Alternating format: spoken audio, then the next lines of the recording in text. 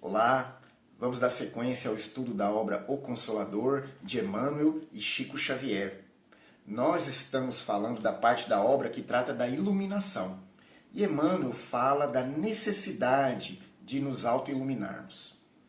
Na questão 219, perguntaram a ele: nos trabalhos espiritistas, onde poderemos encontrar a fonte principal de ensino que nos oriente para a iluminação? Poderíamos obtê-la com as mensagens de nossos entes queridos ou apenas com o fato de guardarmos o valor da crença no coração? Então perguntaram a Emmanuel onde, dentro da doutrina espírita, nós podemos obter a fonte principal para a nossa autoiluminação. Seria nas mensagens que recebemos dos entes queridos que já estão na espiritualidade ou pelo simples valor da crença, por acreditarmos nos conceitos espíritas e vivenciarmos no dia a dia? O que mais nos impulsiona a nos iluminarmos? Vamos supor que não tivéssemos comunicação nenhuma dos nossos amigos e entes queridos da espiritualidade. Os conceitos espíritas serviriam apenas para que nós, apoiando-nos neles, promovêssemos o trabalho de autoiluminação? Ou seria imprescindível que as mensagens viessem até nós? Seriam elas o fator principal de crença e de sustentação para o trabalho de progresso íntimo que eu tenho que realizar? Emmanuel respondeu: numerosos filósofos han compendiado as teses e conclusões do Espiritismo no seu aspecto filosófico, científico e religioso. Todavia, para a iluminação do íntimo, só tendes no mundo o Evangelho do Senhor, que nenhum roteiro doutrinário poderá ultrapassar. Essa é a primeira parte da resposta do Emmanuel. Ele quer dizer que nós podemos filosofar à vontade a respeito de todos os aspectos que envolvem a doutrina espírita. Ciência, filosofia e moralidade. Porém, é no Evangelho de Jesus que nós vamos encontrar os meios de nos auto-iluminarmos. Esse é o caminho, a verdade e a vida, conforme o próprio Mestre disse. Por quê? O Evangelho fala ao coração, aos sentimentos. Enquanto os outros aspectos das ciências no mundo, e mais especificamente da ciência espírita, orientam a nossa razão, o nosso raciocínio, nos auxiliam, é lógico, a raciocinarmos a fé para que ela seja bem compreendida, bem estruturada nas bases do entendimento. Porém, o coração iluminado é que vai promover a criatura a novos patamares de evolução. Porque não basta o conhecimento racional das coisas, se eu não tiver sentimento desenvolvido. Nós temos aí, na humanidade, um exemplo disso. Podemos, com a tecnologia, alcançar até outros planetas. Porém, entre nós mesmos ainda não nos entendemos, a ponto de evitar a violência de povo para povo e de indivíduo para indivíduo, a fome, a miséria, a degradação do meio ambiente. Então a moral, ela ainda está aquém da possibilidade intelectual da criatura humana. Por isso que o conhecimento em si não basta para iluminar o ser. Somente o Evangelho, Emmanuel é claro, é o roteiro que vai nos conduzir a essa iluminação. Porque de posse dos princípios evangélicos, eu posso desenvolver o meu intelecto e dar expansão à minha atividade filosófica, científica, seja qual for, no mundo, de maneira digna, honrada, associada à vontade de Deus, respeitando a mim mesmo e ao semelhante. É o Evangelho que vai dar esse direcionamento para a minha conduta.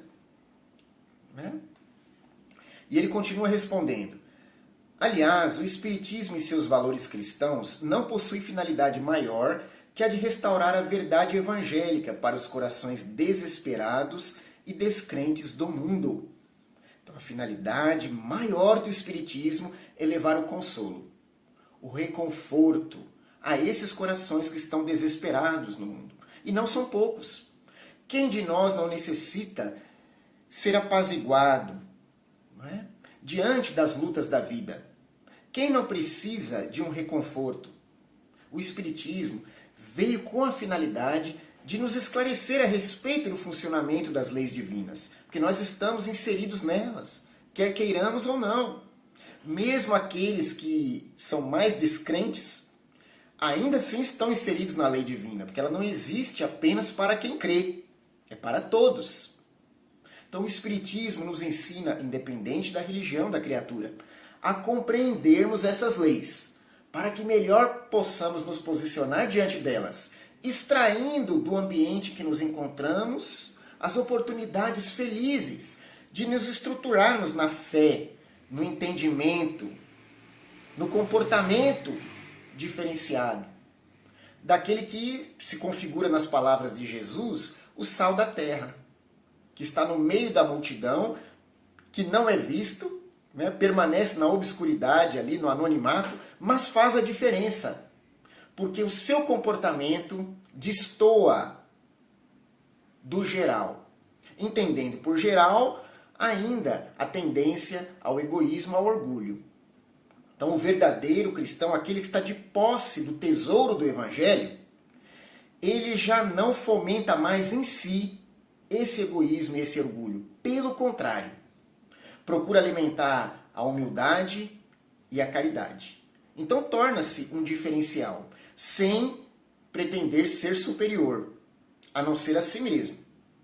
Então a comparação que fazemos é conosco mesmo, como eu era ontem e como eu sou hoje. Nós, espíritas, temos esse tesouro em nossas mãos. É preciso bem aproveitar. Não é?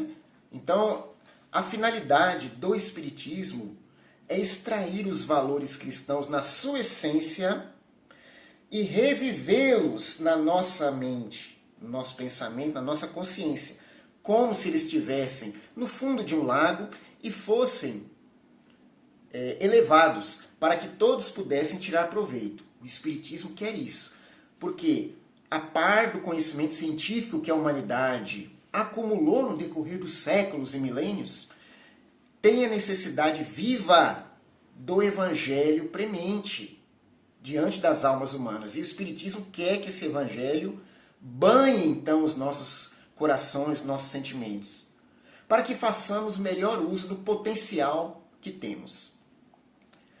A resposta continua. Teorias e fenômenos inexplicáveis sempre houve no mundo. Os escritores e os cientistas doutrinários poderão movimentar seus conhecimentos na construção de novos enunciados para as filosofias terrestres.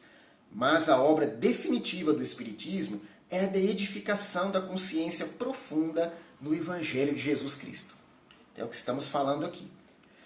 Se Jesus é o caminho que conduz a Deus, ele é a verdade, porque a representa em si mesmo, e é a vida, porque devolve para a consciência espíritos adormecidos nas ilusões, é preciso que ele mergulhe nesse Evangelho e faça rebuscar na nossa consciência os valores esquecidos que ele traz. Porque a lei de Deus está gravada aí, na consciência de cada um. Só que essa consciência permanece adormecida pela iniquidade, pelos maus hábitos morais, pelos vícios de toda espécie que nós alimentamos durante a nossa trajetória. Vejamos que isso é apenas uma constatação. Basta ver a que ponto que nós nos encontramos socialmente falando. Temos medo de nós mesmos. Por que os nossos portões têm grades, têm lanças em cima, cercas elétricas, cachorros bravos, cadeados, correntes? Nós não saímos sem trancafiar toda a nossa casa. Por quê? O semelhante ainda nos causa medo. Nós tememos uns aos outros. Isso é o sinal mais claro de que o Evangelho não tem espaço ainda suficiente no coração humano. A tecnologia, sim, ela é boa, positiva. Porém, enquanto não vigorar o bem, a caridade, a humildade, a fraternidade, que são a base do Evangelho, nós não vamos viver em paz. Não é? Então o Espiritismo, a par das discussões que se possa haver entre os seus adeptos, ele tem essa finalidade, de despertar o Evangelho na nossa consciência, de revolvê-la para que a lei de Deus aí emerja e nós possamos pautar os nossos passos nela. Somente assim poderemos alcançar um grau de felicidade maior, de paz interior, de harmonia com o próximo, né? Para que vivamos minimamente bem aqui em conjunto, né? O plano invisível poderá trazer-vos as mensagens mais comovedoras e convincentes dos vossos bem-amados, diz Emmanuel. Podereis guardar os mais elevados princípios de crença no vosso mundo impressivo. Todavia, esse é o esforço, a realização do mecanismo doutrinário em ação, junto de vossa personalidade. Então Emmanuel diz que as mensagens que recebemos dos nossos entes queridos, elas representam um esforço da espiritualidade em nos instruir, em nos orientar e principalmente em nos consolar. Porque o Espiritismo é conhecido como consolador, prometido por Jesus à época. Está lá em São João. Se vós me amais, né? Se tendes fé em Deus, guardai os meus ensinamentos, e eu vos enviarei um outro Consolador, porque ele já é o Consolador por excelência.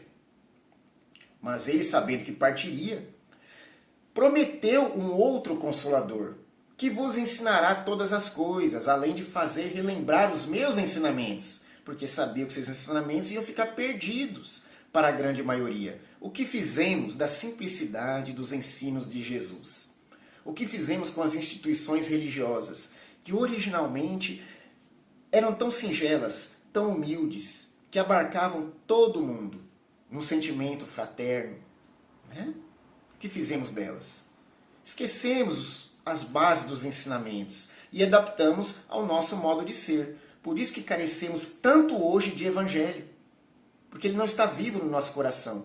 Pode estar decorado na nossa mente, mas entender a letra é uma coisa, vivenciar os princípios que ela traz é outra. Lembremos que a letra mata e o espírito vivifica. É esse espírito que a doutrina espírita quer trazer de volta, né? Para que tiremos proveito de uma vez por outra do evangelho. Para que deixemos apenas de falar nele e o vivenciemos de uma vez por todas. Isso não é simples porque é preciso calar em nós a vaidade, o orgulho, né? De repente eu sou um palestrante espírita e falo do evangelho há décadas, mas não vivencio. Quando eu percebo isso, preciso tornar a mim mesmo um exemplo vivo de prática do evangelho, para depois vibrar, antes de falar. Se eu falo primeiro sem vibrar, minhas palavras terão algum efeito, mas nem chega perto do efeito que teriam se eu vibrasse primeiro a prática do evangelho para depois falar. E não é preciso nem então multiplicar palavras. 2 ou 3 já teriam o efeito de muitas horas de palestras intermináveis a respeito das letras, não é? Então é a vivência que o Espiritismo quer fomentar em nós. As comunicações dos entes queridos, portanto, tendem a nos trazer esse consolo que foi perdido também durante o decorrer dessa trajetória. Vejamos que quando nós nos iludimos, abrimos mão de beber na fonte divina, genuína, o consolo que precisamos para enfrentar as provas da vida, porque elas não vão deixar de acontecer. E aquele que tem fé permanece firme, porque sabe estar sustentado pelas mãos divinas. Mas a fé é fomentada pela conexão com o Cristo, pelo Evangelho vivo dentro do coração. Se eu esqueço dele, adormecendo a minha consciência e vivendo para fora, de acordo apenas com as necessidades que o mundo me pede, eu corto esse vínculo com o mais alto e perco o influxo divino que cai direto sobre o meu coração, me sustentando. Então, eu me fragilizo diante das provas. Não é à toa que nós vemos tanta desesperação, tanta desorientação diante desse momento de pandemia que é gravíssimo no mundo todo. Nós vemos o desalento, a depressividade tomando conta da criatura, né? Por quê? Está faltando um fluxo divino no seu íntimo Porque a fortaleza não vem de fora, ela vem de dentro. O Evangelho é uma semente que está plantada dentro de nós, que precisa ser regada para crescer e florescer. Então o trabalho da doutrina espírita é revolvê-la na nossa mente, no nosso coração, que passa pelo entendimento das leis e pela sua prática, pela sua vivência, revolvendo a terra adubada que vai fazer florescer a semente da fé e nos sustentar. Né? Então as mensagens que recebemos da espiritualidade servem para isso. É como diz Emmanuel, é um esforço. Esse é o esforço do mecanismo doutrinário em ação, junto de vossa personalidade. O mecanismo doutrinário compreende a ação dos espíritos em nosso benefício, inclusive com as comunicações. Só o trabalho de autoevangelização, porém, é firme e imperecível. Só o esforço individual no Evangelho de Jesus pode iluminar, engrandecer e redimir o espírito, porquanto, depois de vossa edificação com o exemplo do Mestre, alcançareis aquela verdade que vos fará livres. Então essa verdade, embora muitos se acreditem já de posse dela, ela só virá depois de muito esforço. O esforço da nossa edificação, com o exemplo do Mestre. Porque Jesus é o guia. Ele que dita os caminhos que nós precisamos seguir. Porque já trilhou esses caminhos. E tem credibilidade suficiente para nos conduzir por eles. Ele é o modelo em quem nós devemos nos mirar. Então podemos admirar filósofos, religiosos ou laicos de todas as eras, no mundo todo. Porque isso representa um esforço da criatura humana em busca da verdade. Porém, o modelo a ser seguido é Jesus. Porque ele sempre vai nos conduzir na direção do bem geral. O bem para conosco mesmo, para com o semelhante. Assim viveremos em harmonia. E nenhuma das nossas conquistas será atrapalhada pelo egoísmo, pelo orgulho, pela maldade. Com Jesus não. Se tivermos como modelo, tudo vai caminhar bem dentro das bases de respeito para com o próximo, que são minimamente necessárias para a convivência saudável no mundo. Então, com Jesus não há violência, não há miséria, não há sofrimento, não há degradação.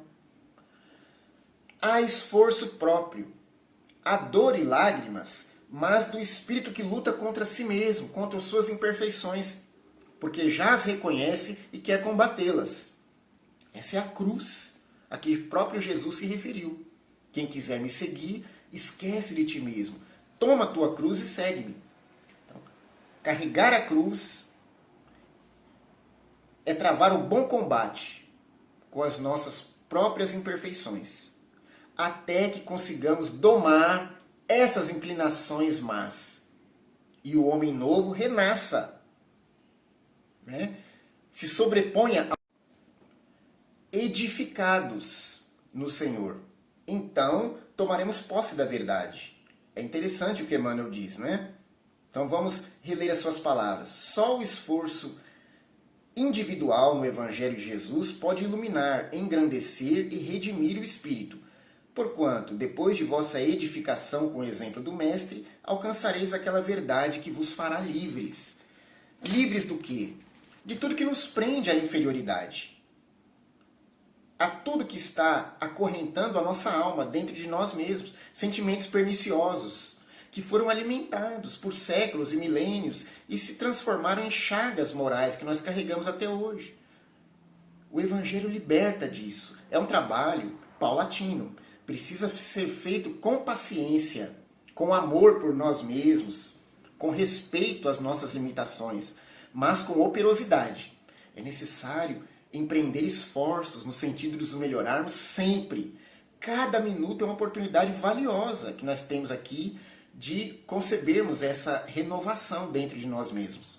No decorrer de muitas reencarnações, nós vamos conseguir nos libertar, né, dessa carga que trazemos conosco de imperfeições que nos impedem de ser felizes. Aí estaremos mais conectados com o Cristo e nos libertaremos, né, para novos voos, porque a evolução não para, estamos apenas numa etapa dela. Quando nos aproximamos de Jesus, vamos vislumbrando, né, um novo leque de oportunidades que se abre diante de nós. E o Espírito, então, vai se estimulando a continuar fazendo um trabalho de esforço cada vez maior por alcançar essas benesses que a divindade nos proporciona. Então, estamos juntos nesse trabalho, nesse esforço. O momento é conturbado, grandes lutas se travam no ambiente externo e no ambiente íntimo. Essas segundas são as mais importantes, porque vencendo a nós mesmos, não há desafio que nós não conseguiremos superar. E a confusão que se dá no ambiente social, ela se deve a essa luta também que cada espírito trava dentro de si. Uns já compreenderam a necessidade do evangelho em si mesmo, da autoiluminação, conforme estamos estudando. Outros ainda não. Então há uma turbulência natural no meio social. Preocupemos-nos em obedecer à consciência, porque aí é que está escrita a lei de Deus. Se algo se nos aponta como correto, é isso que nós vamos abraçar. Cumprindo a nossa parte, temos certeza de que estaremos no caminho certo. Que Deus nos ampare, nos abençoe, que os bons espíritos nos iluminem e que o Mestre esteja conosco na continuidade desses estudos e desse entendimento sobre autoiluminação. Muito obrigado e até a próxima.